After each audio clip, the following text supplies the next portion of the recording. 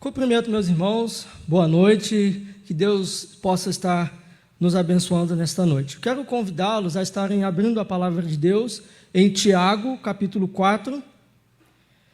Vamos estar abrindo em Tiago, capítulo 4, estaremos fazendo a leitura do verso 13 ao 17.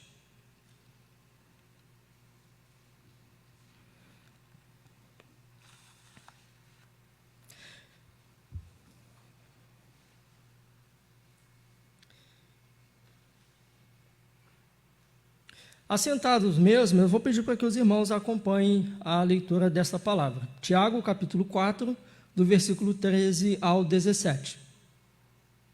O texto ele nos diz assim: Atendei agora, vós que dizeis, hoje ou amanhã iremos para a cidade tal, e lá passaremos um ano, e negociaremos, e teremos lucros.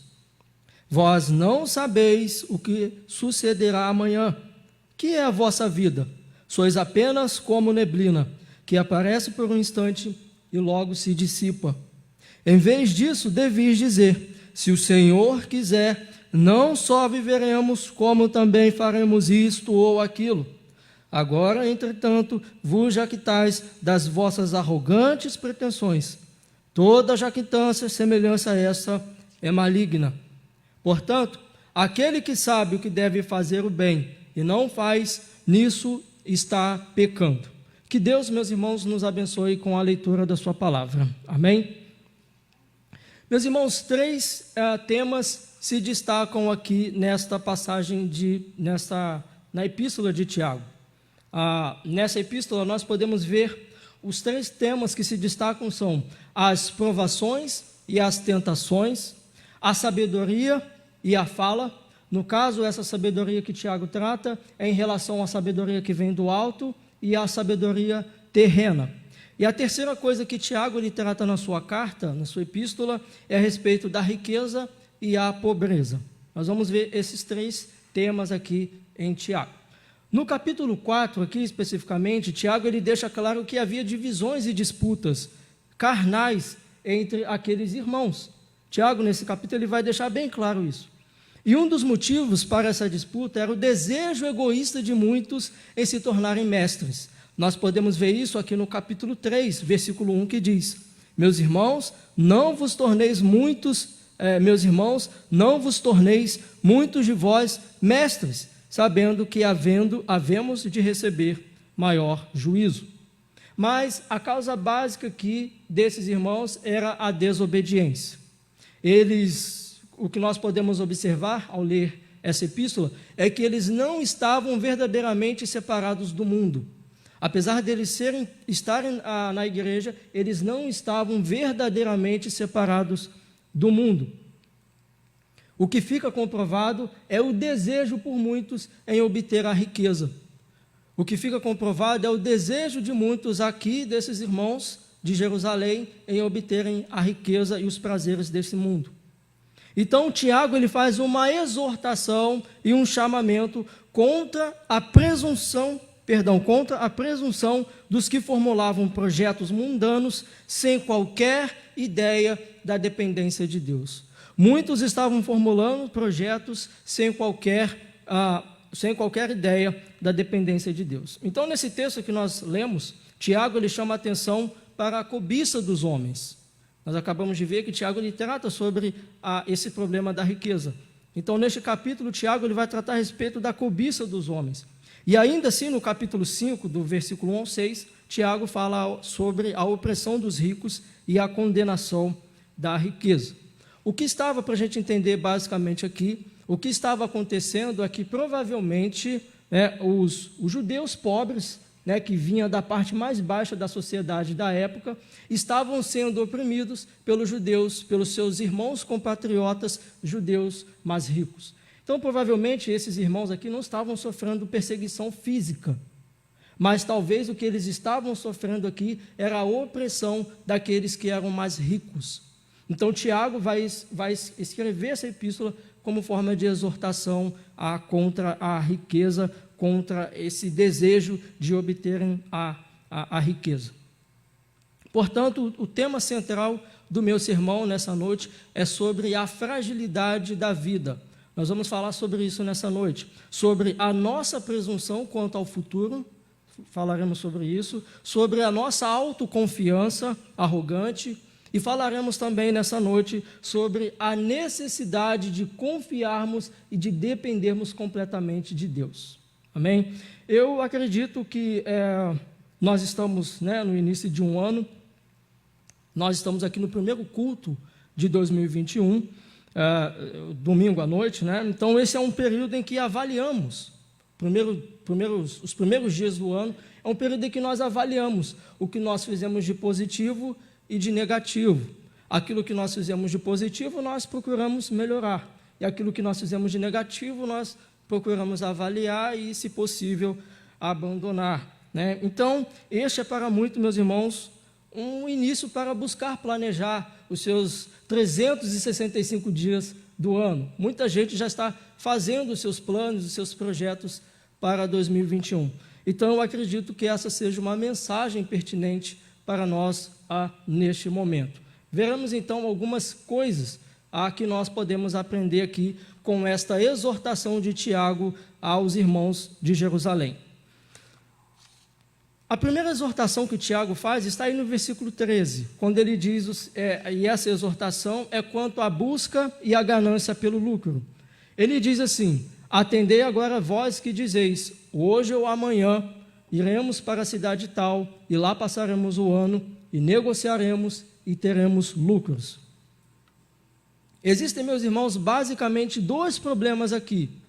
O que eles falavam, ou seja, hoje ou amanhã, e o que eles desejavam. O que é que eles desejavam? Ter lucros. Então, Tiago, ele já vem combatendo, se nós lermos essa epístola, Tiago, ele já vem combatendo esse perigo da língua, aquilo que nós falamos no capítulo 2. E ele também vai combater a respeito dos perigos do mundo, dos efeitos do mundo que ele tem em nossas vidas, no capítulo 3. Então, aqui, portanto, nesse capítulo 4, o apóstolo ele está relacionando essas duas coisas. Ele está dizendo que eles estavam falando como ímpios, que eles diziam, Tiago vai dizer, vós que dizeis, e que eles estavam dizendo, negociaremos e teremos lucros. Então, Tiago está exortando não apenas aqueles que estão abandonados ao prazer, mas todos e quaisquer aqueles que estão absorvidos na busca de ganho e pela busca pelo prazer. Vós que dizeis e negociaremos e teremos lucros. Meus irmãos, em diversas partes da Bíblia, nós podemos observar que existe essa condenação contra a avareza. Não especificamente contra o dinheiro, não especificamente contra o dinheiro ou contra a riqueza, mas da avareza, dessa busca incessante pela riqueza.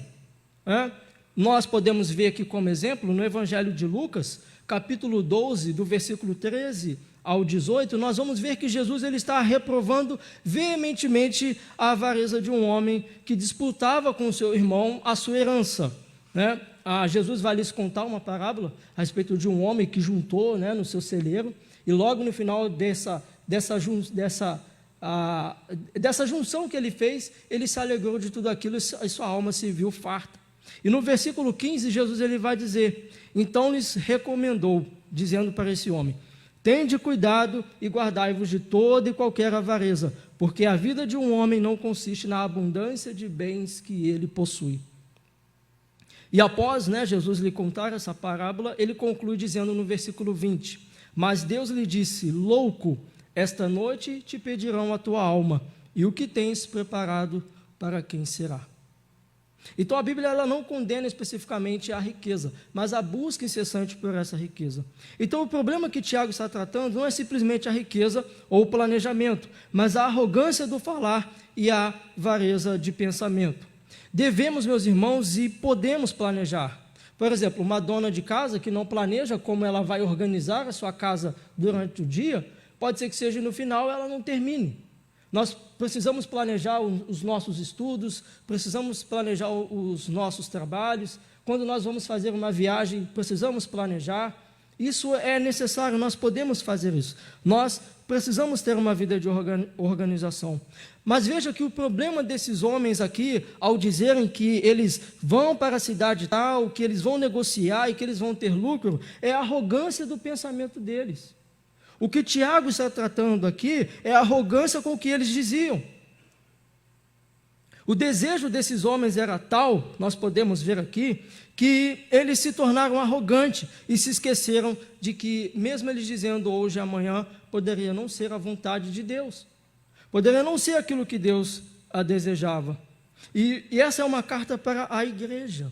E até mesmo, meus irmãos, os mais piedosos, que pensam humildemente sobre si mesmo e reconhecem os seus passos, são guiados pela vontade de Deus, podem, às vezes, assim como esses irmãos, sem qualquer cláusula restritiva, dizerem que farão aquilo ou isso sem dependerem de Deus, sem acharem que podem depender exclusivamente da vontade permissiva de Deus. Mas assim, meus irmãos, como Tiago despertou a estupidez desses homens, eu quero nessa noite também nos chamar a atenção para isso, para que nós não possamos desconsiderar a providência de Deus sobre as nossas vidas, e dizermos, hoje ou amanhã faremos aquilo, vamos fazer tal coisa, sem desconsiderar a vontade de Deus sobre as nossas vidas.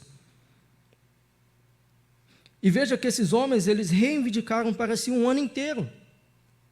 Iremos para a cidade tal e lá passaremos um ano, e negociaremos e teremos lucros. Eles rogaram para si um ano inteiro de prosperidade, prometeram a si mesmo que ganhariam lucros. Embora, mesmo que eles não tivessem a posse do dia seguinte, mesmo que eles não tivessem o controle sobre o dia seguinte. Vem agora você que é rico, chora e lamente a miséria que virá sobre você. Tiago capítulo 5, versículo 1.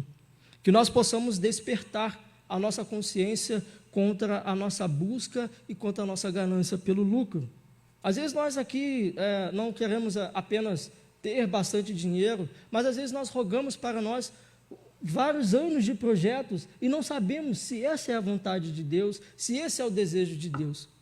E que nós não possamos ser insensatos como esses homens e colocar os nossos caminhos diante do Senhor.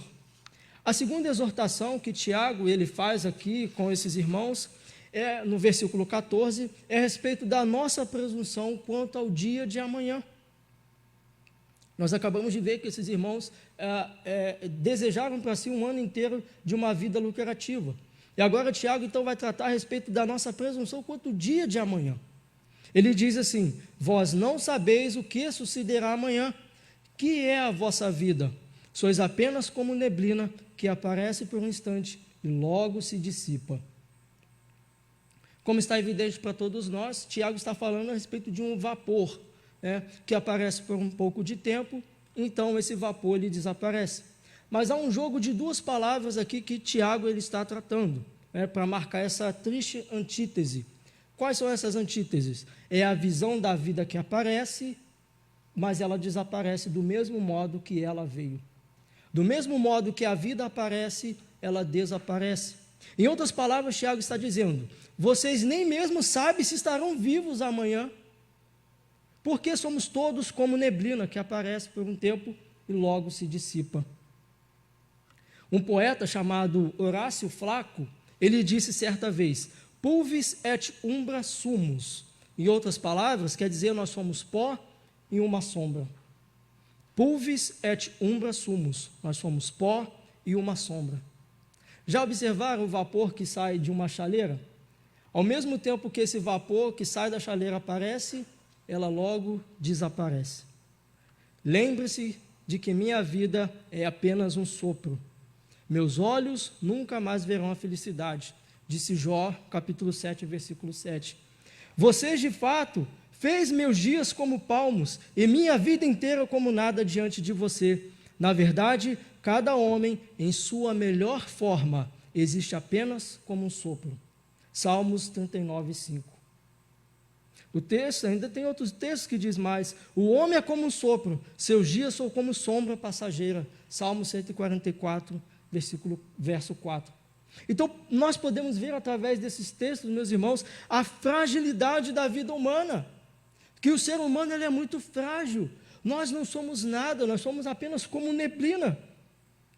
E às vezes, como esses irmãos, nós pensamos e agimos como se fôssemos independentes ou como se fôssemos ficar aqui nessa terra a vida inteira. Como se fôssemos ficar aqui eternamente. Uma vez eu assisti na TV Rio Sul um programa de entrevista, e lá eles entrevistaram um senhor que colecionava carros vermelhos. Ele tinha uma diversa coleção de carros da cor vermelha. E a repórter perguntou para esse senhor, ele tinha cerca de 50, 60 anos de idade, ela perguntou para esse senhor, você deixa os seus netos brincarem com os seus carrinhos, com a sua coleção? E ele incisivamente, ele disse, não, eu não deixo, ninguém toca na minha coleção. No dia seguinte, após aquela entrevista, aquele senhor faleceu. E tudo aquilo ficou para trás. Tudo aquilo vai ficar onde está aí. Quem sabe agora os seus netos não estão brincando com toda a sua coleção, se não já até quebraram. Então, no entanto, meus irmãos, até mesmo o mais rico e o mais sábio dentre todos os homens, diante da morte, fica a evidência de quão nós somos frágeis e de que nós não somos nada. Mesmo apesar de toda a nossa riqueza, todos os nossos bens materiais, toda a nossa influência que nós temos diante da sociedade, fica evidente a nossa fragilidade. Meus irmãos, não há poder, não há sabedoria, não há fortuna que possa livrar-nos da incerteza do amanhã ou da morte. Não há nada. Até mesmo diante de uma simples doença, como por exemplo uma gripe, nós ficamos acamados e dependemos de outras pessoas para nos ajudar, às vezes para trazer um copo d'água, para nos trazer um remédio, dependendo da doença, para nos levar ao banheiro, para fazer comida para a gente. Nós somos frágeis, nós não somos nada. Eu acho que está descendo aqui. Se nós fôssemos agora mesmo, meus irmãos, em um hospital ou um cemitério, nós veríamos o quanto nós somos frágeis. Ótimo. Se nós fôssemos agora mesmo, meus irmãos, num hospital, num cemitério, nós veremos o quanto nós somos frágeis, o quanto nós não somos nada. E diante disso eu quero fazer duas aplicações. A primeira é da incerteza dessa vida.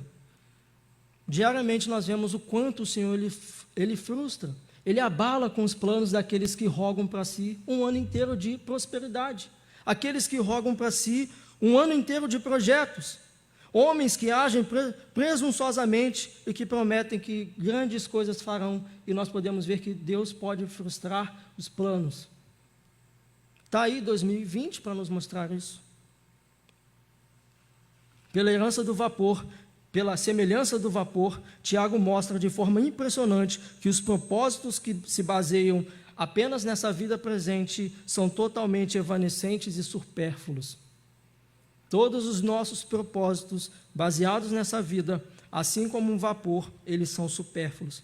Não te glories de amanhã, pois tu não sabes o que um dia pode fazer. Provérbios 27:1.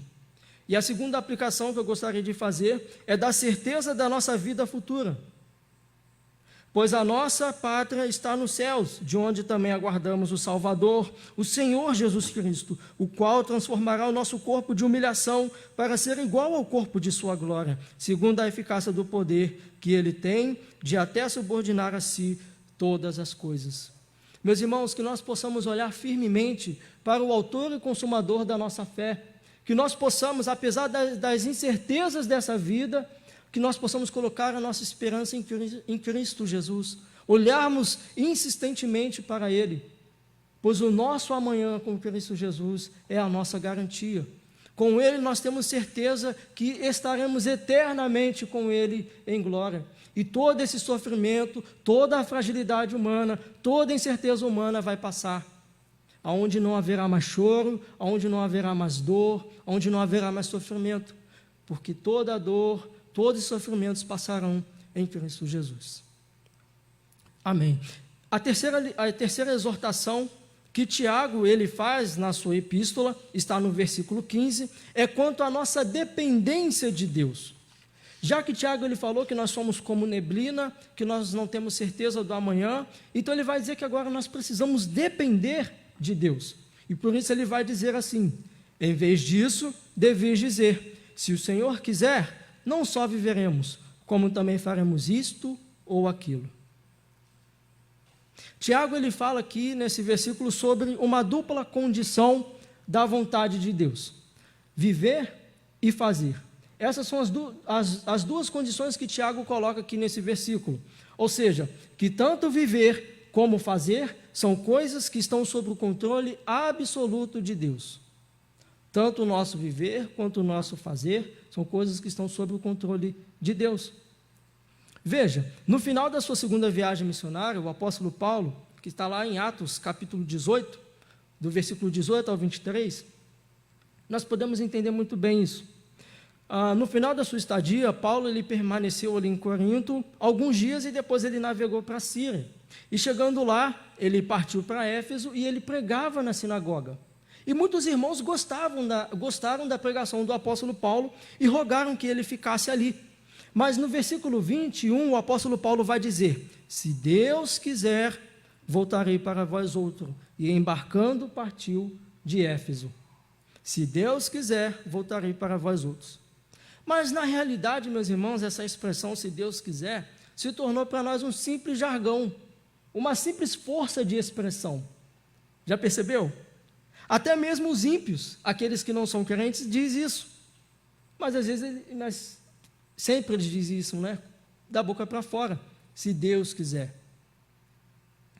E às vezes quando nós pronunciamos, se Deus quiser, mas nós desejamos que Ele concorde com aquilo que nós queremos. Nós dizemos, se Deus quiser, mas nós queremos que Deus concorde com aquilo que nós queremos.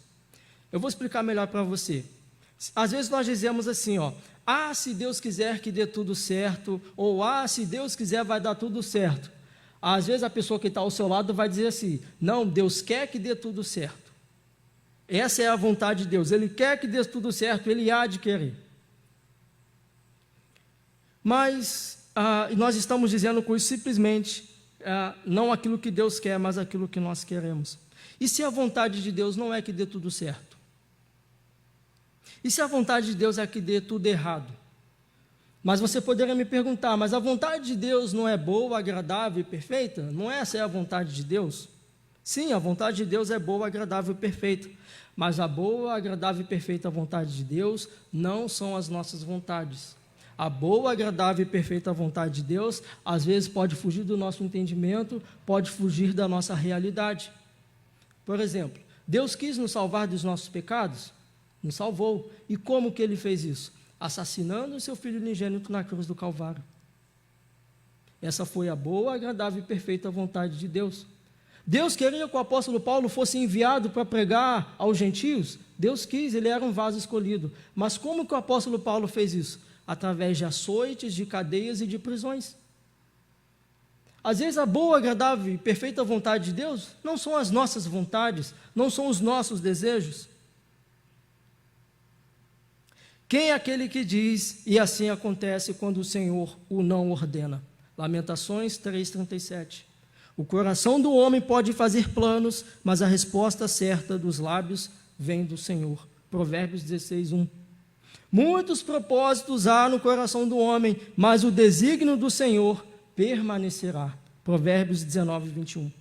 Portanto, que essa simples declaração seja feita, se Deus quiser, não seja um simples jargão nas nossas vidas ou como uma força de expressão, se Deus quiser, mas que possamos estar conscientes que essa declaração é uma declaração a respeito da soberania de Deus, a respeito da vontade de Deus sobre as nossas vidas, e que ao fazermos os nossos planos diários, através das nossas orações, que nós possamos sempre dizer, se o Senhor quiser, mas que essa seja uma declaração que nós possamos entender e confiar plenamente na vontade dEle, mesmo que não seja aquela que nós desejássemos que acontecesse.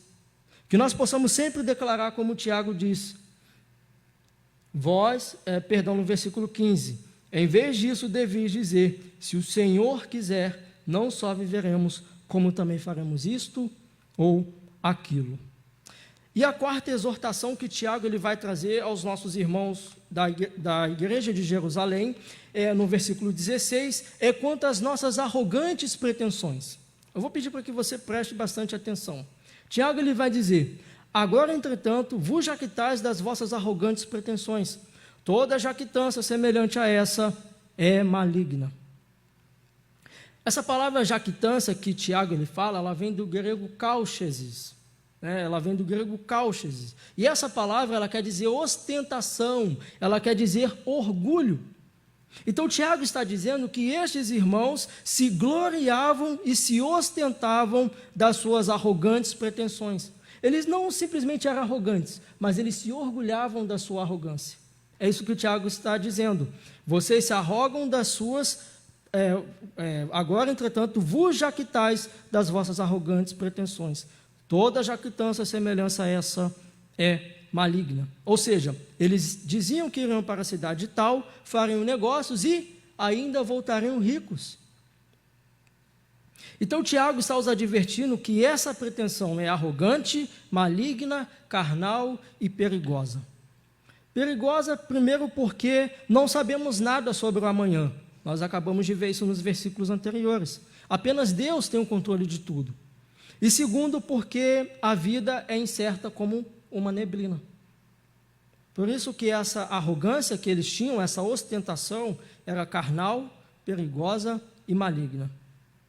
Mas essa palavra jactância, como nós acabamos de ver, que vem do grego kauchesis, ela aparece também em outras passagens da Bíblia. Por exemplo, em Romanos capítulo 15, versículo 17, Paulo ele disse: tenho, pois, motivo de gloriar-me, ou kauchesis, em Cristo, nas coisas concernentes a Deus. 2 Coríntios capítulo 11, versículo 10 também diz: a verdade de Cristo está em mim, por isso não me será tirada esta glória, ou kauchesis, nas regiões da Acácia. Então veja, meus irmãos, que o problema não é nos orgulharmos ou ostentarmos. O problema, ou a causa que Tiago está tratando aqui, é naquilo em que nós nos orgulhamos e aquilo o que nós ostentamos. O problema, então, não é nos ostentarmos. Esses irmãos que Tiago está exortando eram pretensiosos e se orgulhavam quanto ao futuro incerto. Era disso que eles se orgulhavam, era disso que eles se ostentavam, desse futuro incerto. Era disso que eles se alegravam, se apoiavam. Mas às vezes, meus irmãos, nós olhamos para essa passagem e nós dizemos: eu não sou como esses irmãos pretensiosos, eu não sou como eles. Mas às vezes nós somos pretensiosos em coisas diferentes. Eu vou lhe dar alguns exemplos. Já viu aquela pessoa que se ostenta pelo seu diploma de bacharel, pelo seu diploma de mestrado, pelo seu diploma de bacharel? Já viu aquelas pessoas que se ostentam pela grande quantidade que ela tem no banco, de dinheiro que ela possui no banco, pelo seu belo carro na garagem, pela sua linda e maravilhosa casa? Já viu aquele que se ostentam na sua juventude, na sua beleza, na sua sabedoria?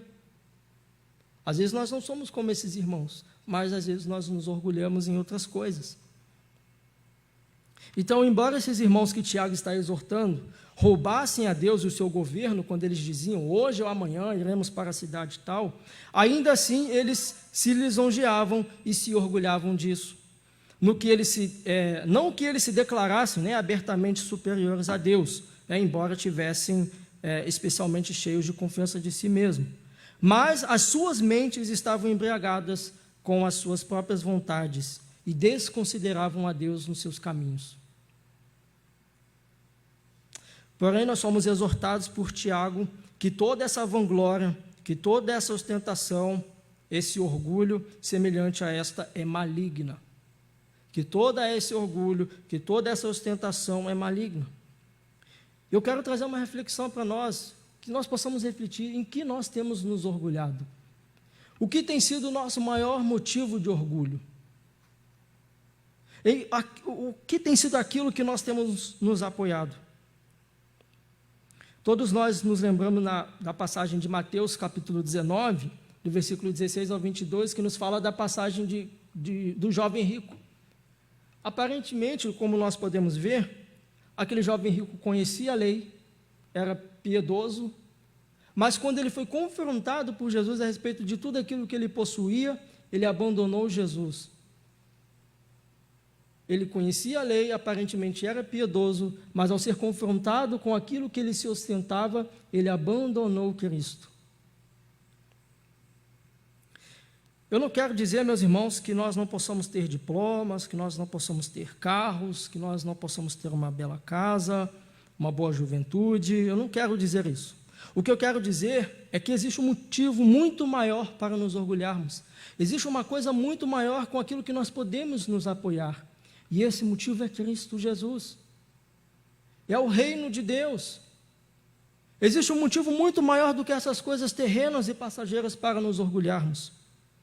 Não ameis o mundo, nem as coisas que há no mundo. Se alguém amar o mundo, o amor do Pai não está nele. Porque tudo o que há no mundo, a concupiscência da carne, a concupiscência dos olhos e a soberba da vida, não procedem do Pai, mas procedem do mundo.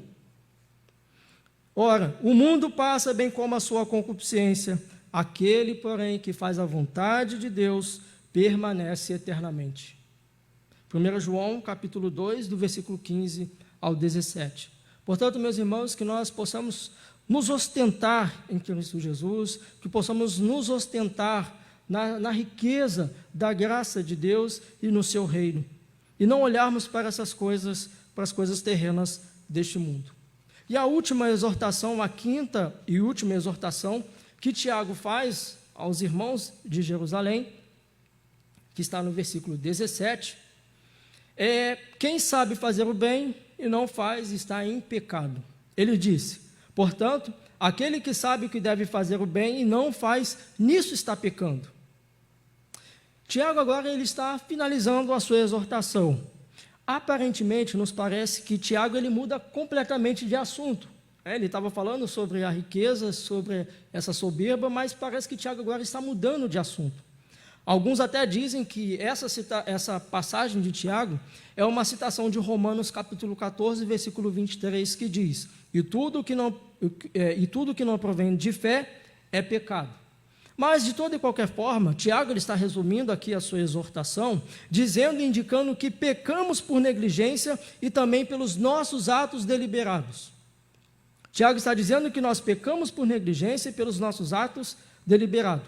Ou seja, o pecado não se resume àquilo que nós fazemos, mas àquilo que nós deixamos de fazer. É isso que Tiago está dizendo. Para nosso melhor entendimento sobre isso, no Evangelho de Lucas, capítulo 12, versículo 35 ao 48, nos fala sobre a parábola do servo vigilante. No versículo 47 diz assim: aquele servo, porém, que conheceu a vontade de seu senhor e não a aprontou, nem fez segundo a sua vontade, e será punido com muitos açoites. Se você ainda não entendeu, Mateus, versículo 21, capítulo 21, do versículo 28 ao 32, Jesus ele vai falar sobre a parábola de dois filhos. O seu pai precisava sair, e ele pede para que seus dois filhos cuidem da sua vinha. Um disse que iria cuidar, que iria fazer o serviço, mas não fez. O segundo disse que não ia fazer, se arrependeu e fez. Aí Jesus conclui perguntando: qual dos dois fez a vontade de Deus? Aquele que disse que ia fazer e não fez, ou que disse que não ia fazer e fez? Então veja, por vezes, meus irmãos, nós sabemos o que nós devemos fazer, nós sabemos que nós não devemos nos prender das coisas desse mundo, sabemos que a nossa vida é como uma neblina, nós sabemos que nós iremos nascer, crescer, dar frutos e morrer, mas mesmo assim, nós vivemos e às vezes nos orgulhamos em nós mesmos. Nós sabemos de todas essas coisas, mas nós agimos como se nós fôssemos viver aqui nessa terra eternamente. Nós sabemos que nós devemos orar, sabemos que nós devemos ler a Bíblia, sabemos que nós devemos ter uma vida de santificação, sabemos que nós devemos participar regularmente dos cultos, sabemos que devemos devolver os dízimos, sabemos de todas essas coisas, mas muitas vezes nós não fazemos. Sabemos que nós devemos assumir uma responsabilidade no reino de Deus, mas nós não fazemos. E às vezes nós não fazemos. Ora, se sabeis essas coisas, bem-aventurados sois se as praticardes. João 13, 17. Devemos, portanto, meus irmãos, estar alertas quanto à busca pela riqueza ou pelos prazeres deste mundo, pois a nossa vida é como neblina que logo se dissipa, razão pela qual devemos depender inteiramente de Deus. Devemos estar atentos quanto àquilo que tem sido o nosso maior motivo de orgulho para nós e que possamos fazer o bem enquanto tivermos a oportunidade. Portanto, aquele que sabe que deve fazer o bem e não faz, nisso está pecando. E eu concluo dizendo que já tem muita gente normal, isso é normal, planejando o seu 2021. Muita gente já está se organizando para o seu 2021. Mas, meus irmãos, que nós possamos confiar nossos caminhos, nossos planos e os nossos projetos nas mãos do Senhor. E como que nós fazemos isso? Através da oração, através da entrega das nossas orações, que nós possamos fazer os nossos planos, mas confiar completamente em Deus, confiar inteiramente nele. Descansar, eu quero dizer aqui, que não significa que nós não devemos agir, não significa que nós devemos agir, mas que devemos confiar plenamente nos seus desígnios e propósitos. A vida é tão breve que não podemos nos dar o luxo de desperdiçá-la com os caprichos deste mundo. Temos de fazer com que a nossa vida valha a pena para Deus e o seu reino. Amém. Vamos orar, irmãos? Quero convidar a colocar-os de pé. Vamos estar orando neste momento.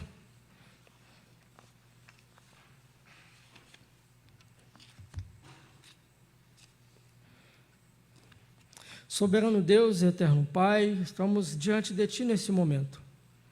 Que o Senhor nos ajude, ó Pai, tira de nós toda a nossa arrogância, tira de nós toda a nossa intrepidez, tira de nós tudo aquilo que não pertence ao Senhor.